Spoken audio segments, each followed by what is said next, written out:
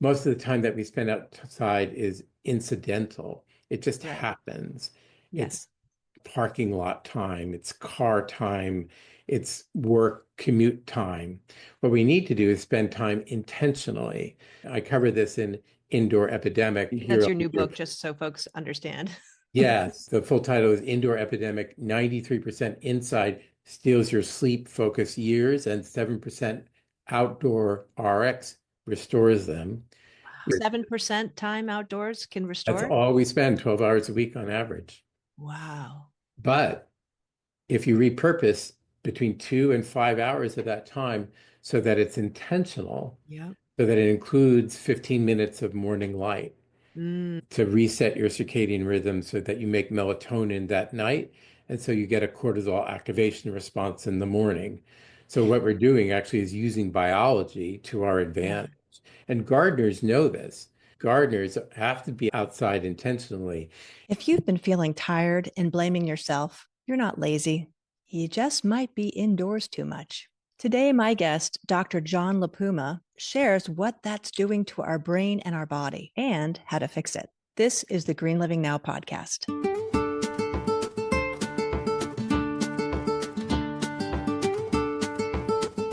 Welcome, Dr. LaPuma.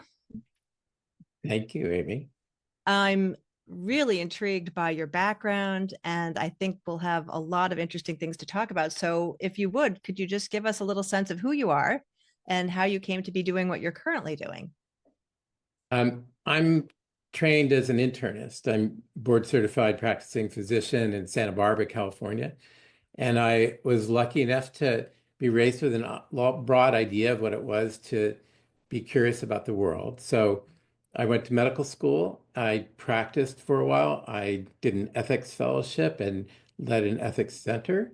And then I took time off and went to cooking school and became a professional chef and went back to medical practice and worked on books both in ethics and then in lifestyle and aging and longevity, which is a continued interest of mine. And now here in Santa Barbara, California, I see patients and I work and own a regenerative farm.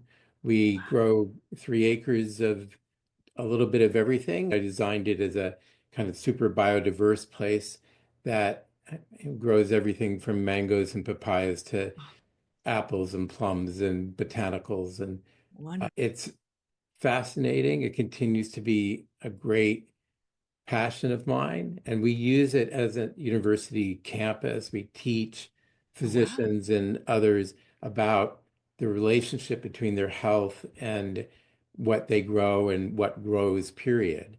We Mm, just did the first UCLA continuing medical education course for physicians about how to use nature as medicine, using the farm as a campus. And people got continuing medical education credits for it first in the country that was skills based, where people that's fantastic. learned actually how to have your hands in the soil and what to do in green exercise and why circadian light resets the brain in ways that help aging. So I Mm, was taught early not to change careers, but instead to add them. And I've taken that advice to heart.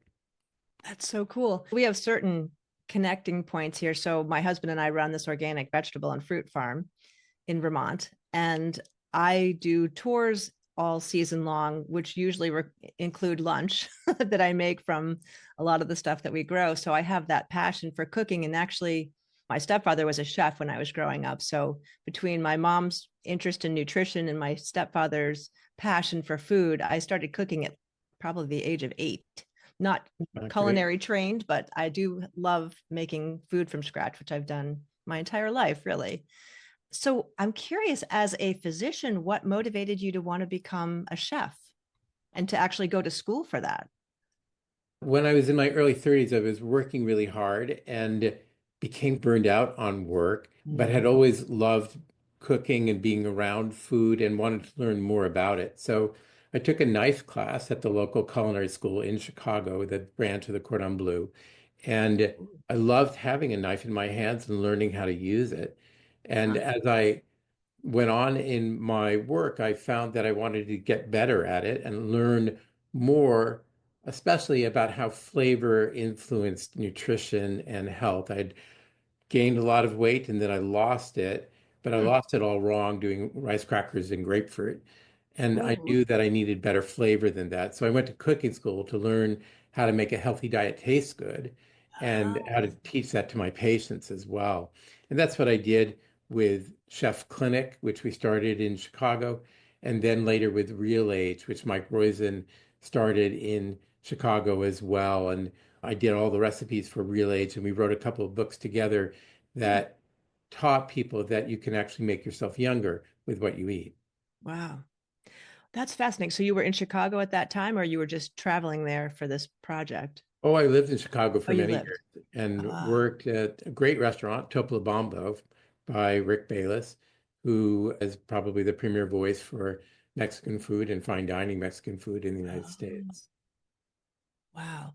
So physician, chef, and then how did the regenerative farm piece get started? In doing the cooking and understanding cooking as part of flavor and flavor being a primary reason that people eat and of course Mm, enjoy food, and knowing that flavor was related to nutrition and being able to create great dishes from great ingredients and working in cooking, I realized that I wanted to teach people more about how it worked in the body as medicine. So I did a television show for Lifetime Television for 5 years no and kidding. co-hosted with Lisa Gibbons and Joan London something called Health Corner and created the character Chef MD and also created a company called Chef MD and wrote a book about culinary medicine, which now is used in about 80% of medical schools. We taught the first culinary medicine course in the United States, Wow. Michael Roizen and I. He was at the time the dean at SUNY Upstate and became the founding wellness director at the Cleveland Clinic, where he still is. And so teaching people about how food works like medicine Mm, and still tastes like food, the garden growth that you and I both share and our love yes. of cooking from the garden and your readers and listeners' love of that, showed me that great ingredients really often don't need much cooking. And I wanted to know how that happened.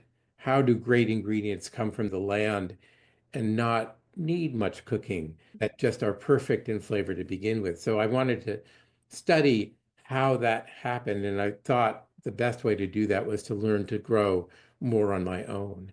So Wow. I bought an abandoned nursery in Santa Barbara, where I now live. And the abandoned nursery was truly abandoned. It's a sand dune at about a Oh my 30-degree goodness. slope, about 3 acres. Sand dunes don't have much nutrition in the soil, Exactly.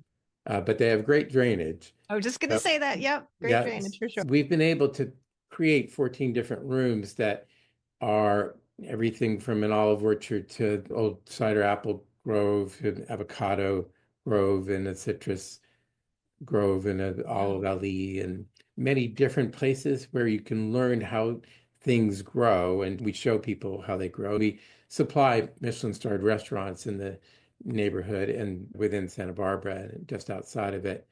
And we grow a lot for the food bank. Fabulous. Um, And did you say rooms?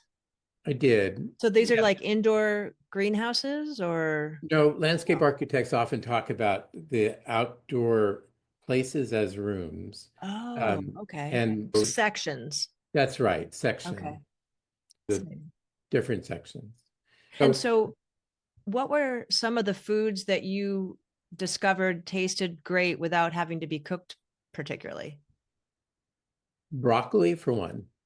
And I was really surprised for that. And so we had a middle school group of about 20 people, a private school from LA, come up, and their teacher enrolled them in our 2 hour course. And the kids were clamoring for the broccoli off the plant. I No snapped kidding. off a floret or a couple of florets, and other kids came to want more. And it's because as broccoli and many vegetables, even cruciferous ones like broccoli, are sweet, retain the most sugar when they're immediately harvested. The Mhm. classic example of this is corn in the fields, Oh, sweet corn. for sure.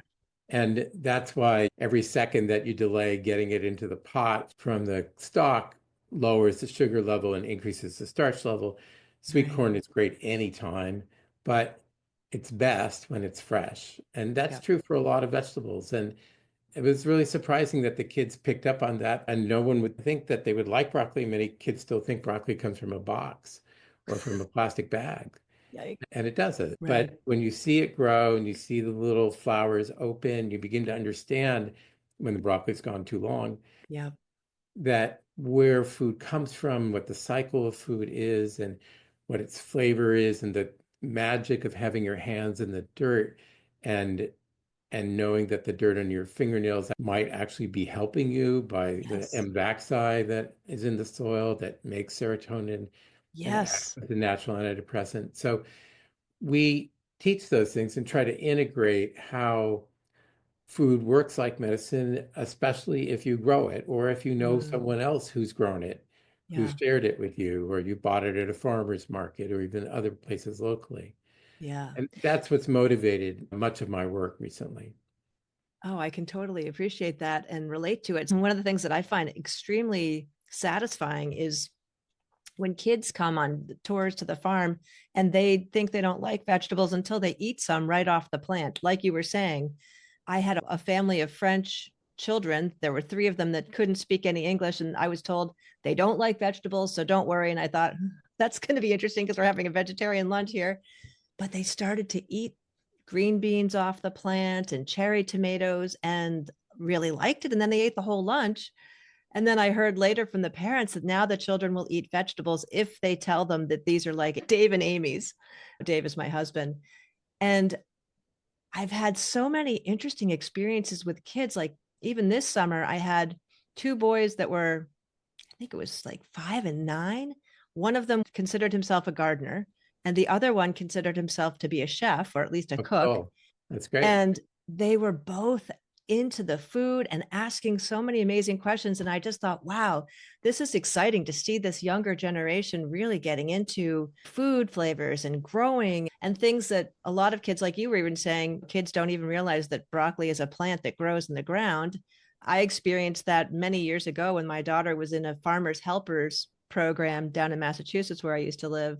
And kids didn't understand that milk came from cows. They thought it came from a carton. And I think that's one of the things that seems to be changing now. And I love that you have a program not only for kids, but also teaching doctors. We've always heard that doctors either don't get any training in nutrition, or if they do, it was maybe 4 hours.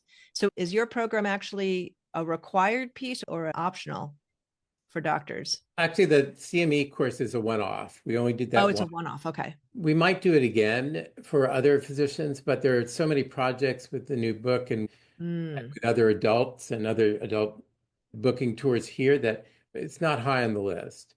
The same thing for kids, actually. We love yeah, having kids, but you need an organized tour program for that. sure. Our tours center on health conscious adults who Okay. are in groups who want to learn more about either the medical things that we do, the culinary things we do, or the botanical things we do. And those groups we do usually on weekends. Okay. Um, So, we, how do you have the time to do all of this? You're seeing patients, you're growing food, you're preparing food. I'm lucky I have a great partner, Candy, who helps me with everything and Oh, is wonderful. brilliant herself.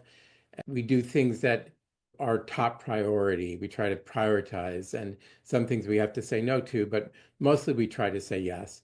Yeah. Because as for almost everybody, soil is a new supplement, isn't it? It's a Yeah. not something that you can quantify, but it's very important to be in touch with, physically in touch with, I think. That's because gardening is a therapy, not just for your gut, where it changes Hmm. your microbiome, which changes hormone production, but also for your mind. It can be Mm, meditative, as you well know. The green beans that you mentioned, yeah. shelling green beans or shucking corn or doing anything repetitively is a powerful reset for the brain that Mm, allows you to kick in your parasympathetic nervous system, use vagal activity instead of sympathetic and fight or flight activity. And that's what being outside does in many ways. It yes. helps you reset, especially if the time is intentional. Hmm. And most of the time we spend outside is incidental. It's walking to the car or Yeah. walking through the parking lot, or walking to the office, or picking up the newspaper, or Yep. picking up trash, or saying hello to the dog. It's not intentional time. I think I misspoke. Most of the time that we spend outside is incidental. It just Right. happens. It's Yes. parking lot time, it's car time, it's work commute time. What we need to do is spend time intentionally. And Right. that intentional time, and I cover this in Indoor Epidemic, which will be out in March, is, but here That's I'll your give new you, book, just so folks understand. yes, the full title is Indoor Epidemic 93% Inside Steals Your Sleep Focus Years, and 7% Outdoor RX Restores Them. 7% time outdoors can That's restore. all we spend, 12 hours a week on average. Wow.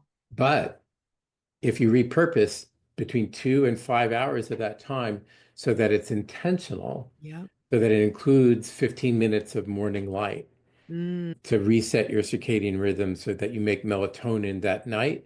And so you get a cortisol activation response in the morning. So what we're doing actually is using biology to our yeah. advantage.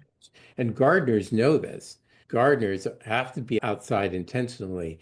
In Maine, in winter, being outside intentionally is really remarkable and almost beyond the call of duty. No one would say you were a slacker if you were outside trying to mulch crops that were way underground already.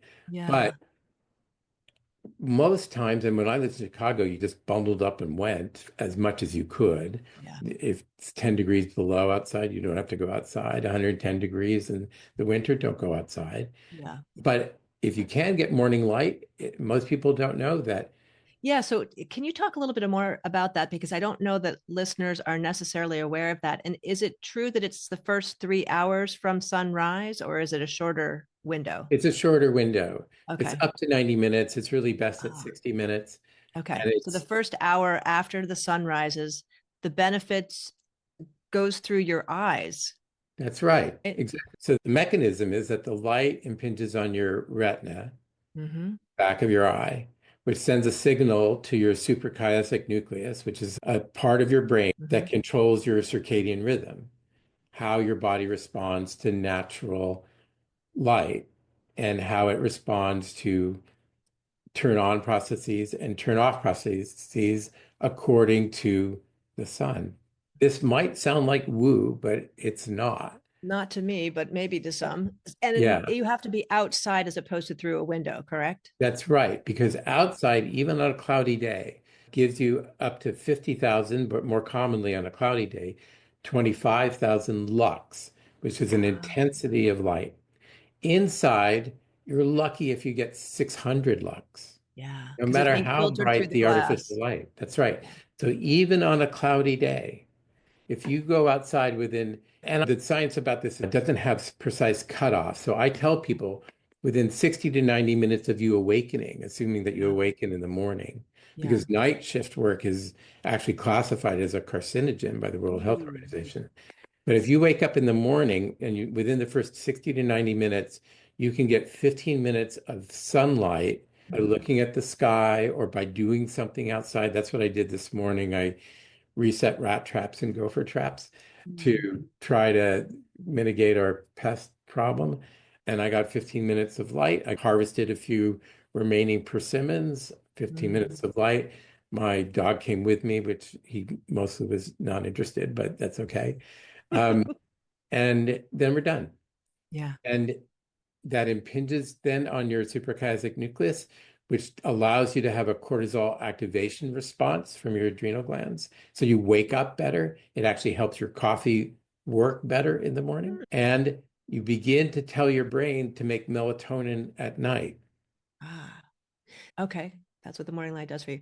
And so cortisol activation. Now, I thought cortisol starts sometime really early in the morning. Isn't that part of what wakes us up? It rises in the morning, but it only peaks. You only get a Yep. boost of it if Yep. you get morning sunlight.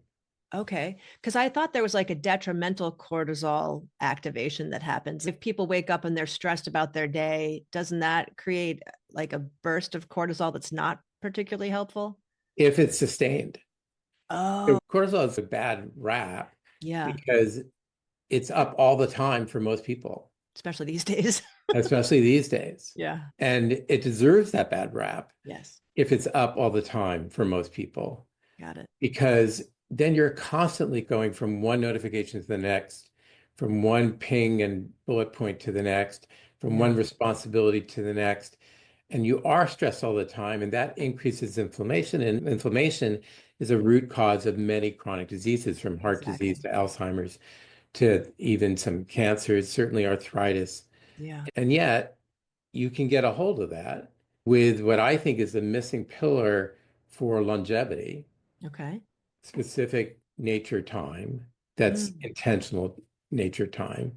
And a root cause of many of our chronic illnesses now: missing nature time, missing intentional nature time. Kids, we were talking about earlier, Gen Z gets an average of 30 minutes a day outside.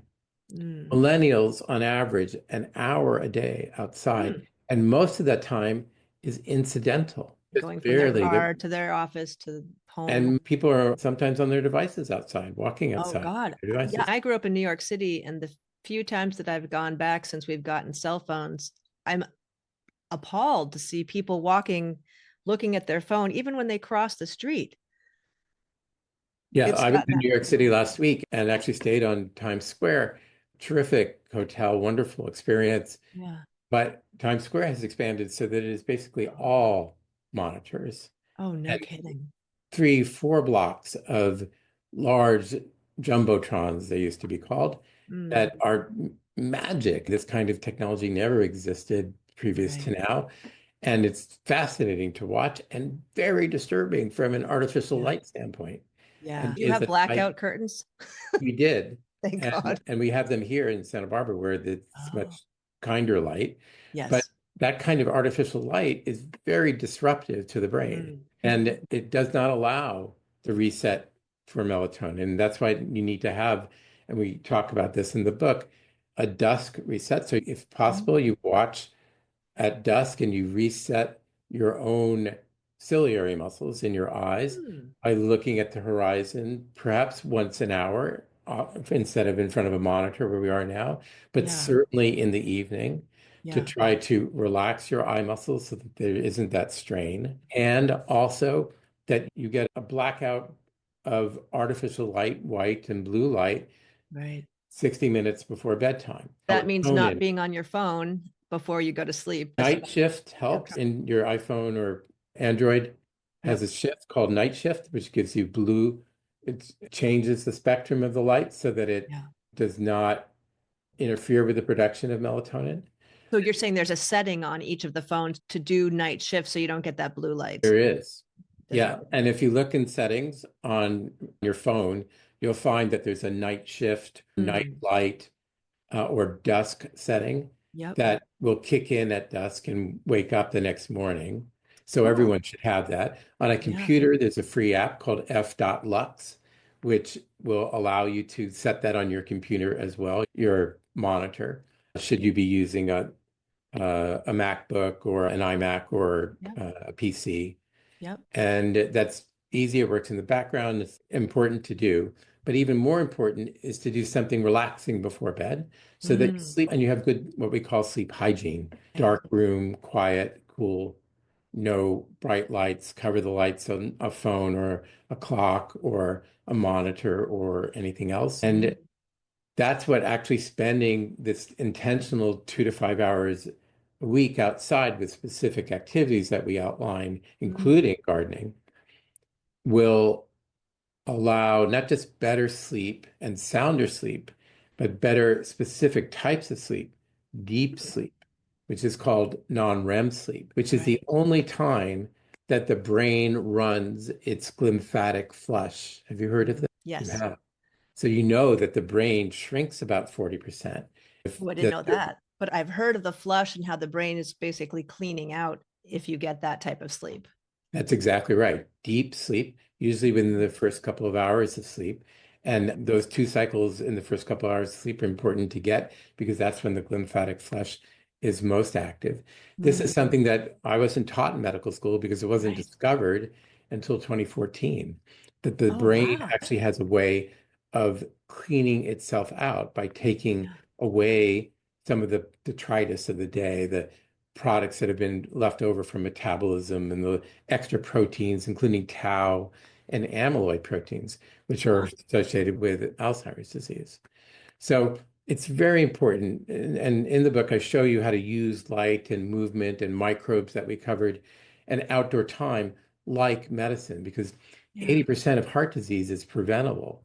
Mm. 40% of cancers are actually preventable and are environmentally related. And Yeah. 50% of depression and anxiety, now rampant everywhere, is actually preventable. And part of the missing link for that, I think, is intentional nature time, because if you've optimized your diet and your supplements and your fitness, but you still feel off, Yeah. nature is probably what's missing.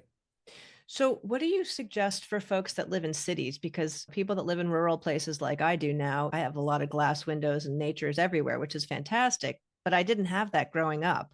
I was actually so impacted by the negative aspects of the city that even being outdoors, unless I could get to Central Park, which wasn't that nice back then. But what would you say for folks that live in some kind of a city situation? How do they get a positive nature experience? Actually, I was in Central Park last week. Yeah, it's beautiful with leaves everywhere, and there was a little bit of snow, actually. There are lots of other people in Central Park, and that's something that people misunderstand about nature that's really relevant for people who live in cities. And most of us do. 80% of America lives in a city. And Yeah. so I wrote the book around the idea that people do live in cities Oh, okay. and that they have to find nature not at the Pacific Ocean or the Right. Grand Canyon or some other awesome natural phenomenon, but Right. instead inside. So And even tending a basil plant on your windowsill, would that be considered time in yes, nature? or for that matter, a succulent, which is a Oh, lot okay. easier to manage in winter than a basil plant, unless you have a Sunny little windowsill. greenhouse inside. Yeah. Yeah. I had basil plants when I lived in Chicago that were on my bay windows, and they made it till about like early January and Oh, never after okay. that. So nature is much closer than you think, even Right. in cities. It's, the wind that blows your curtains. It's the succulent on your table. You might see in the sky, possibly. Yes, the stars you might see. There's an entire chapter devoted to stargazing and sea work and the power of Oh, blue mind, and which is the idea that water actually changes how your brain thinks, or being near water or mm, being on water. yeah. Wallace Nichols pioneered this work, scientist here in California, and wrote a book called Blue Mind, which is very important. In fact, it can be super meditative and transformative for people to be near bodies of water. There's a Oh, reason I that feel people that. go to the beach. Yes. Absolutely. So I cover the science of that, why that is the case, and what you can And do that's to even a river or an ocean. It doesn't river. have to, it's just any body of water. It doesn't have Pond. to be moving water. It can be a Okay. river, it can be a pond, it can Yeah. be a lake, it can be any water that has a surface. Ah, But to answer your point, for people who live in cities, and I found a banana plant on a corner in Gramercy in kidding. New York City. Yeah, you wouldn't believe it, in That's early wild. December. But it's surprising how much life there is if you look. And it can Mm, be a windowsill garden box. It yeah. can be a succulent. It can be an aquarium inside or a Oh, fountain that's a good idea. inside. Yep. I have patients who have desktop fountains that just gurgle a little bit, because both the decibels and the pace of the water are synchronized to that person's own sense of calm. And in fact, apps for this can be helpful as well, including visual apps on YouTube or calming scenes. And we detail which scenes in particular are best for posters, which every doctor, for example, should have in his or her office of nature. You want not abstract art, which can be Right. interesting, but not warm and calming and comforting, which is what you want when you go to a doctor's office. Absolutely. So you can use things as a bridge until it's okay to find more nature outside. And of Yeah. course, almost everyone has a park somewhere reasonably close. Right. Some people may have to take a bus to a park, and that's okay. Or a Yep. subway, which we took a lot last week, that's okay. Yeah. It's having that destination is really important. And when you can, gardening. Right. Gardening isn't just a hobby, it's healthcare, right? Yeah. Not for the quality of the food that you can grow and that I can grow, that anyone can grow, but also because you have your hands in the soil, you're touching something that's a living thing, that you're nurturing it yourself, and you're seeing and giving it a new life. I think even the magic of planting a seed and nurturing that and seeing it become a plant, that to me, it's magical all the time. Anything to do with nature, I find magical. And even things like I planted some, they were called Native American sunflowers. They got quite tall and they were beautiful, multi branching. I only planted them once, but they keep reseeding each year. And then Mm. I have to move them around because I have my own little vegetable garden up by the house, even though we've got this big farm here. So that is one of the things that I find especially satisfying is when you plant a seed. And I know with kids, they often do bean seeds because those grow fairly quickly. Another thing I wanted to touch on that we talked about earlier is the idea of the repetitive tasks, and in gardening in particular. I remember, I think it was 11 years ago, I did my first retreat and I had some female veterans who had some very significant issues, PTSD and all kinds of stress. And weeding was an incredibly Yeah. mellowing out type of activity for them. They chose it. If they were feeling stressed, if memories were coming up, they went and started to weed. And so I thought that was pretty interesting to see how that can be Yeah, very calming. totally. And of course, real gardeners understand that weeding is part of the world.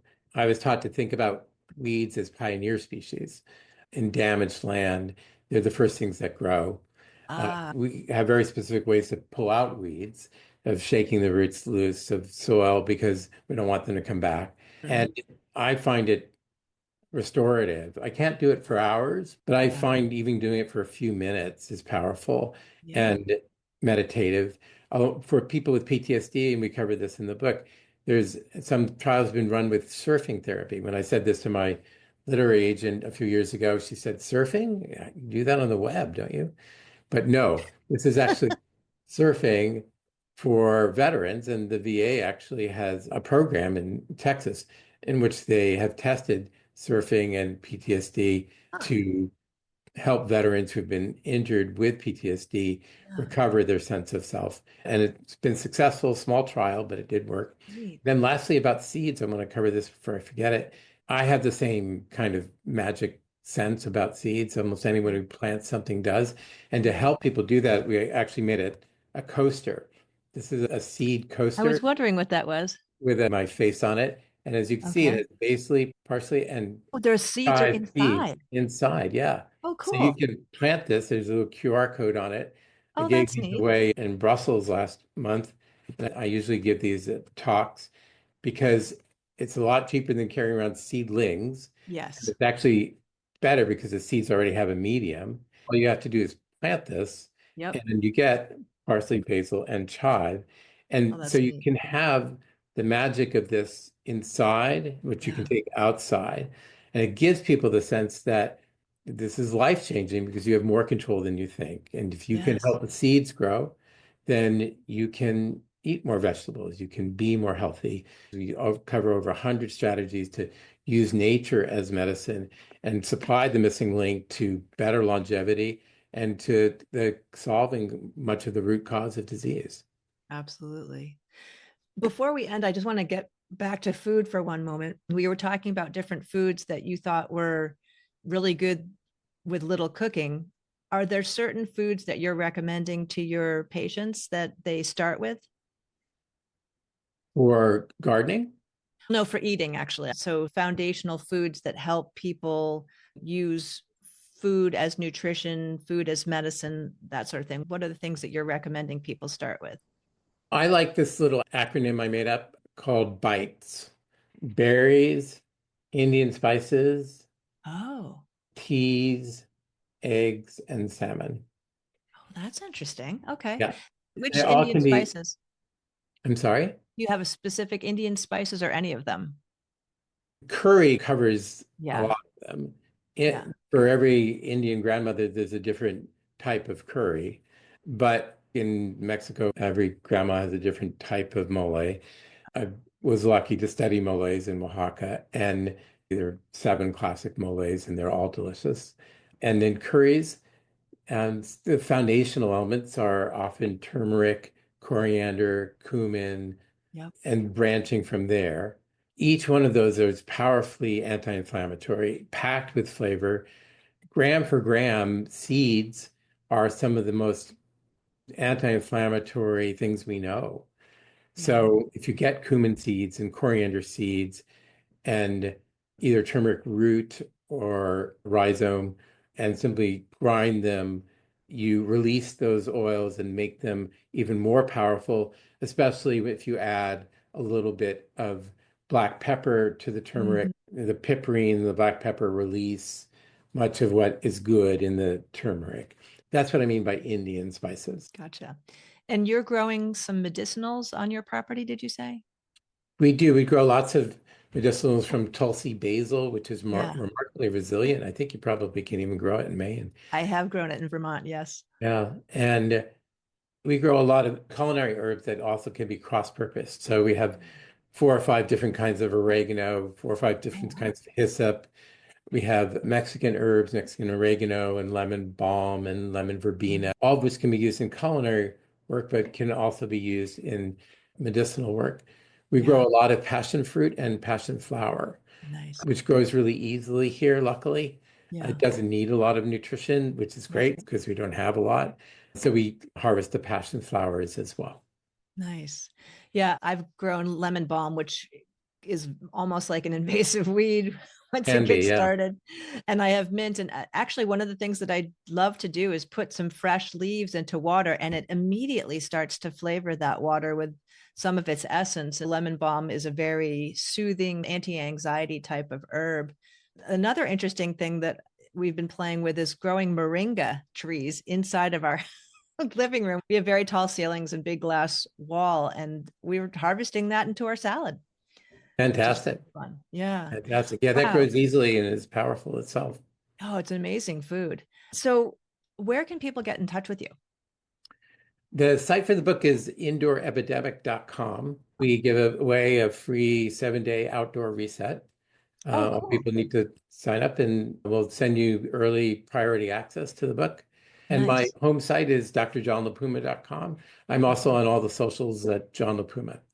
Perfect. And I'll put all those links in the show notes for folks that Perfect. want to make it easier. Thank you, Great. Amy. Is there anything I haven't asked you that you wish that I had? I don't think so. I just want to say that it's been a pleasure speaking with you. I know another gardener from even 3,000 miles away. The way you talk about food and the way you talk about gardening shows your love of it. And I think you know that it's the most popular hobby in America. Yeah. 70 million of us consider ourselves gardeners. Oh, that's And, awesome. and it's closer and easier than you think. And it can start Yeah. with something as simple as this coaster or with Yeah. lettuce seeds or radish seeds, which you see Right. results of right away. I think there's almost nothing more satisfying than growing and eating your own food. Absolutely agree. And the fact that it adds to your immune system, that it helps to reset your brain to be outside, that Yeah. it helps to have clean air and clean soil, that Yeah. you know what's in it, so you know what's going into your body, is itself a powerful intentional reset of using intentional time to help heal chronic disease, sleep sounder, and restore longevity as well. Absolutely. Fantastic advice. And I totally agree with you. So thank you so much for sharing your wisdom and your experience. Thank you. Thanks so much for having me. It's been a pleasure.